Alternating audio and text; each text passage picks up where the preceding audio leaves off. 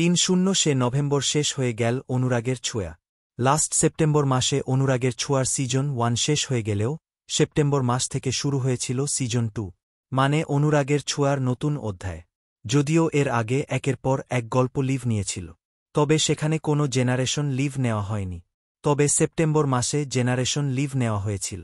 তখন থেকে টিআরপি তালিকায় ভালো জায়গায় থাকলেও অপোজিট ধারাবাহিক থেকে গ্যাপ ছিল খুবই কম, মানে এক সপ্তাহ স্লট পেলে পরের সপ্তাহ স্লট হারা হয়। তবে অনলাইনে সবসময় সবার প্রথমে থাকত, এ কারণেই চ্যানেল ধারাবাহিকটিকে বন্ধ করে দেওয়ার সিদ্ধান্ত নেয়। গতকাল বন্ধ করে দেওয়া হল। তবে আবারও কি আসবে অনুরাগের ছোঁয়া সিজন 2? যেহেতু অনুরাগের ছোঁয়া কার্তিকা দীপমের রিমেক, তাই কার্তিকা দীপম শেষ হয়ে যাওয়ার পর আবারও এসেছে কার্তিকা দীপম সিজন 2। তাহলে কি অনুরাগের ছোঁয়ার সিজন 2 আসবে?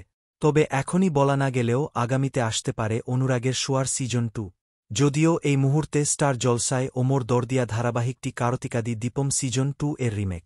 তবুও আপনারা কি এসবিএ প্রোডাকশন হাউজের আন্ডারে কার্তিকা দীপম সিজন 2 এর রিমেক দেখতে চান? কমেন্টে জানাবেন।